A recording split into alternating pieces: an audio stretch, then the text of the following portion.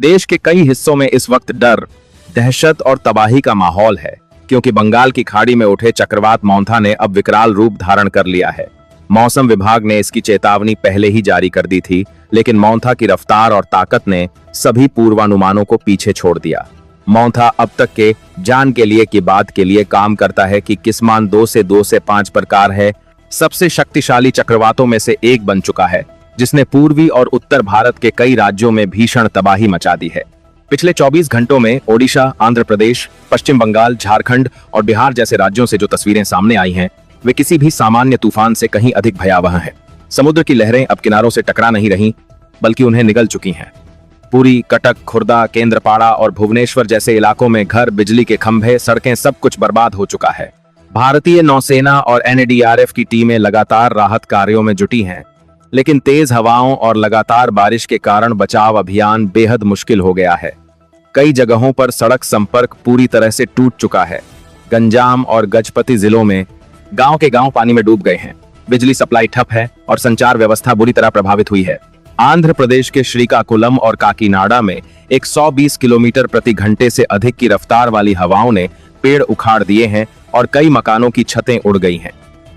इस दौरान प्रशासन ने हजारों लोगों को सुरक्षित स्थानों पर पहुंचाया है, लेकिन जो लोग अब भी तटीय इलाकों में फंसे हैं, उनके लिए स्थिति बेहद गंभीर बनी हुई है।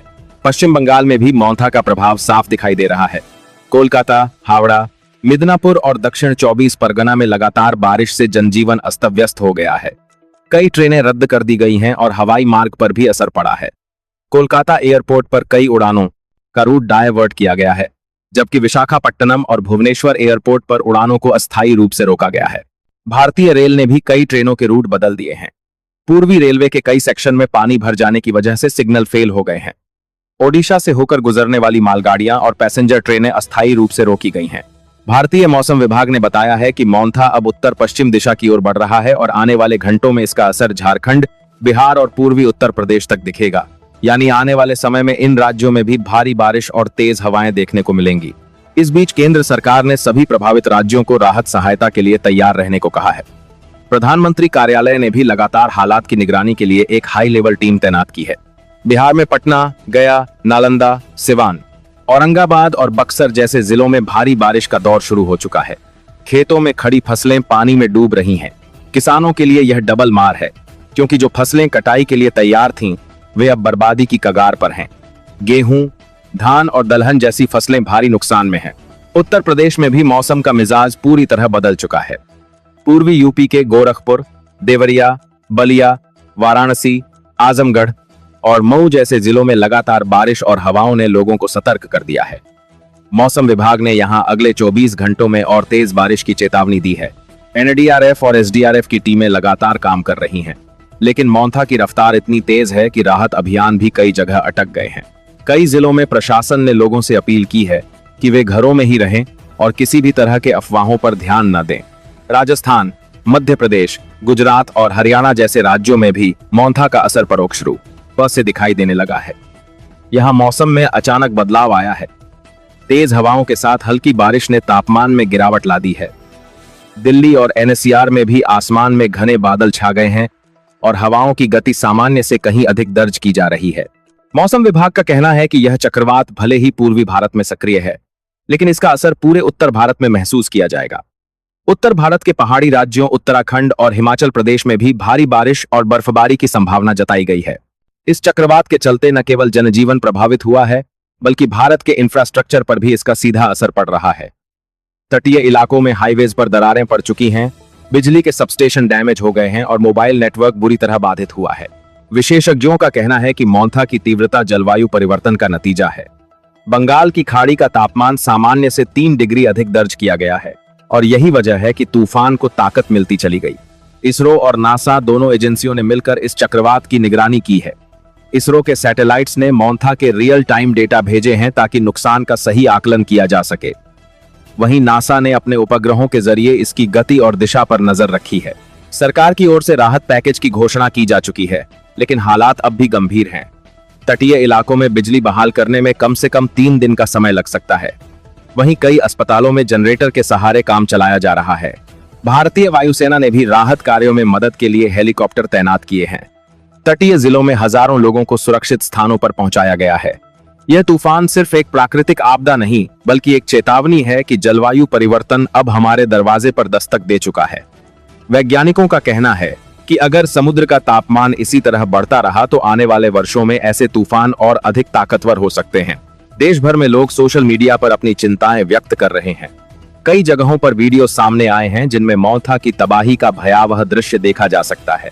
अगर आप इस वक्त इस खबर को देख रहे हैं तो याद रखिए, सतर्क रहना ही सबसे बड़ा बचाव है।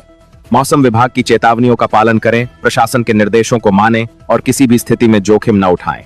और अगर आप सुरक्षित हैं तो इस वीडियो को शेयर करें ताकि ज्यादा से ज्यादा लोग जागरूक हो सकें। चैनल को सब्सक्राइब करें और नीचे कमेंट में अपना शहर लिखें ताकि हम जान सकें कि आपके इलाके में हालात कैसे हैं। देश अभी मौथा की तबाही से उबर भी नहीं पाया था कि अब इसके असर ने उत्तर और मध्य भारत को अपनी गिरफ्त में लेना शुरू कर दिया है। जो तूफान बंगाल की खाड़ी के तट से उठा था, उसने अब पूरे उपमहाद्वीप की जलवायु को हिला दिया है। मौसम विभाग की ताजा रिपोर्ट कहती है कि मौथा का लो प्रेशर सिस्टम अब झारखंड, बिहार, उत्तर प्रदेश और मध्य भारत के कई हिस्सों में फैल चुका है, जिससे भारी बारिश, तेज हवाएं और बिजली गिरने की घटनाएं लगातार बढ़ रही हैं। बिहार के कई जिलों में बाढ़ जैसी स्थिति बन चुकी है। पटना, भागलपुर, समस्तीपुर और मुंगेर में बारिश का पानी सड़कों से लेकर घरों के अंदर तक घुस चुका है। गंगा और सोन नदी खतरे के निशान के पार बह रही हैं। प्रशासन ने कई इलाकों में बाढ़ चेतावनी जारी की है और लोगों को ऊंचे इलाकों में शिफ्ट किया जा रहा है। खेतों में खड़ी फसलें पूरी तरह डूब चुकी हैं। किसान अपने खेतों को बचाने की कोशिश में खुद पानी में उतर गए हैं, लेकिन मौथा ने किसी की नहीं सुनी। उत्तर प्रदेश में भी हालात लगातार बिगड़ रहे हैं। वाराणसी, बलिया, गोरखपुर और देवरिया जैसे जिलों में पेड़ उखड़ चुके हैं। बिजली व्यवस्था चरमराई हुई है और सड़कों पर जगह जगह पानी भर गया है। वाराणसी के घाटों पर गंगा का पानी इतना बढ़ चुका है कि मंदिरों की सीढ़ियां पूरी तरह डूब चुकी हैं। गोरखपुर में कई गांव ऐसे हैं जहां अब सिर्फ नावें ही चल रही हैं। स्कूलों में छुट्टी कर दी गई है, अस्पतालों में भीड़ बढ़ गई है और बिजली जाने के कारण जनरेटरों पर अस्पताल चल रहे हैं। एनडीआरएफ की टीमें लगातार राहत कार्य कर रही हैं, लेकिन बारिश की रफ्तार ऐसी है कि बचाव अभियान बार बार बाधित हो रहा है। मध्य प्रदेश में भी मौथा का असर अब दिखने लगा है। जबलपुर, रीवा, सतना और सागर में भारी बारिश और तेज हवाओं से जनजीवन ठप हो गया है। किसान सबसे ज्यादा प्रभावित हुए हैं क्योंकि जिन इलाकों में पहले सूखा था, अब वहां एक साथ इतनी बारिश हो रही है कि खेत पूरी तरह बर्बाद हो गए हैं। कपास, सोयाबीन और धान की फसलें पूरी तरह खत्म होने की कगार पर हैं। सरकार ने दावा किया है कि उसने सभी राज्यों को पर्याप्त सहायता भेजी है, लेकिन जमीन पर तस्वीर कुछ और है। राहत सामग्री कई जगह पहुंच ही नहीं पा रही है। सड़कें टूटी हैं, पुल बह चुके हैं और कई गांव अब मुख्य मार्ग से कट चुके हैं। जो लोग फंसे हुए हैं वे अपने घरों की छतों पर खड़े होकर सिर्फ मदद का इंतजार कर रहे हैं। इस बीच सोशल मीडिया पर एक के बाद एक वीडियो सामने आ रहे हैं जिनमें लोग खुद को बचाने की गुहार लगा रहे हैं। कोई अपनी बुजुर्ग मां को गोद में लेकर पानी से बाहर निकलने की कोशिश कर रहा है, तो कोई अपने बच्चों को लकड़ी की नाव में बिठाकर बचाने की जद्दोजहद में है। ये नजारे किसी दिल को झकझोर देने वाले सिनेमा की कहानी नहीं है, बल्कि मौथा की सच्चाई है। दिल्ली और एनसीआर में भी मौथा का असर साफ दिख रहा है। पूरे क्षेत्र में तापमान में अचानक गिरावट आई है। तेज हवाओं और रुक रुक कर होने वाली बारिश ने मौसम को ठंडा तो किया है, लेकिन इससे उड़ानों और यातायात पर भारी असर पड़ा है। दिल्ली एयरपोर्ट पर दर्जनों फ्लाइट्स डाइवर्ट की गईं, कई कैंसिल भी करनी पड़ी। रेलवे ने भी कई रूट्स पर ट्रेनों की स्पीड घटा दी है क्योंकि मौथा के कारण पटरियों पर पानी जमा है। बिजली व्यवस्था में भी उतार चढ़ाव जारी है। कई इलाकों में घंटों बिजली गुल है और मोबाइल नेटवर्क भी बार बार फेल हो रहा है। इस चक्रवात का असर सिर्फ प्राकृतिक नहीं, आर्थिक रूप से भी बड़ा झटका देने वाला है। फसलें बर्बाद होने से किसानों पर कर्ज का बोझ और बढ़ जाएगा। व्यापारियों के लिए यह नुकसान का मौसम साबित हो रहा है। समुद्र के किनारों पर मछली पालन पूरी तरह ठप है। बंदरगाहों पर माल लोडिंग, अनलोडिंग रुकी हुई है। आंध्र प्रदेश और ओडिशा के तटीय इलाकों में जहाजों को रोक दिया गया है। मछुआरे अब भी समुद्र में नहीं जा पा रहे हैं। कई जगहों पर नावें टूट चुकी हैं और मछली पकड़ने के जाल बह गए हैं। यह सब मिलकर राज्य की अर्थव्यवस्था पर भारी असर डाल रहे हैं। मौसम वैज्ञानिकों ने अब कहा है कि मौथा की वजह से भारत के मानसून पैटर्न पर भी असर पड़ सकता है। अगर यह सिस्टम अगले कुछ दिनों तक सक्रिय रहा तो आने वाले सीजन में असमान वर्षा की स्थिति बन सकती है, यानी कहीं सूखा, वानियन से भी एक बार के 5 बारियन, कहीं बाढ़।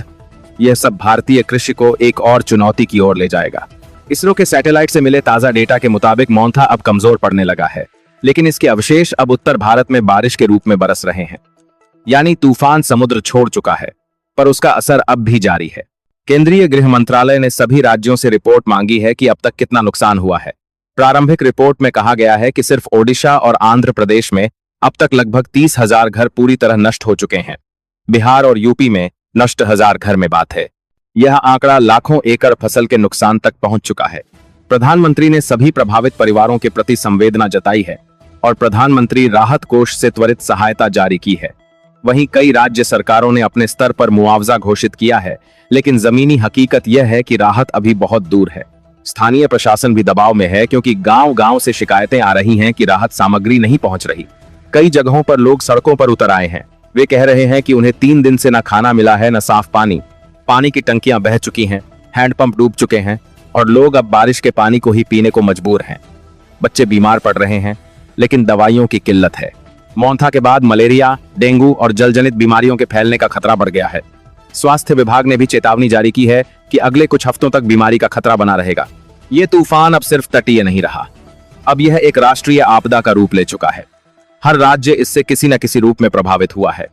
विशेषज्ञ कह रहे हैं कि भारत को अब अपनी आपदा प्रबंधन नीति पर दोबारा विचार करना होगा, क्योंकि अब तूफान, बाढ़ और अनियमित बारिश नई सामान्य स्थिति बन चुके हैं।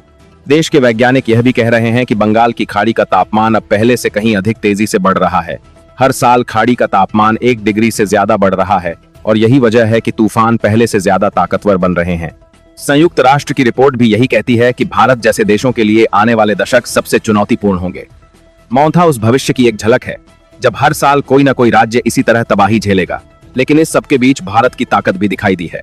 हजारों बचावकर्मी, एनडीआरएफ, वायुसेना, नौसेना और स्थानीय प्रशासन ने मिलकर लोग सबके साथ आंखों लोगों की जान बचाई है।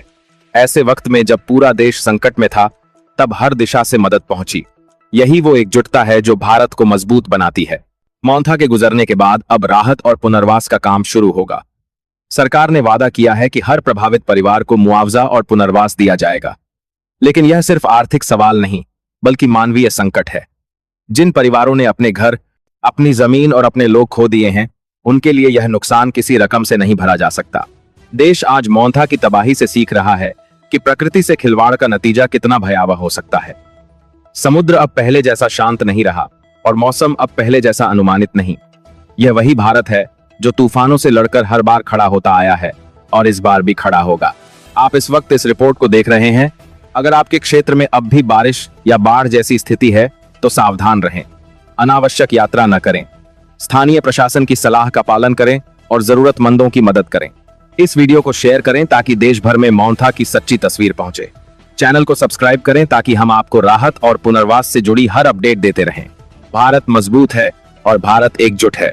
हर बार की तरह हम इस तूफान से भी निकलेंगे। जय हिंद।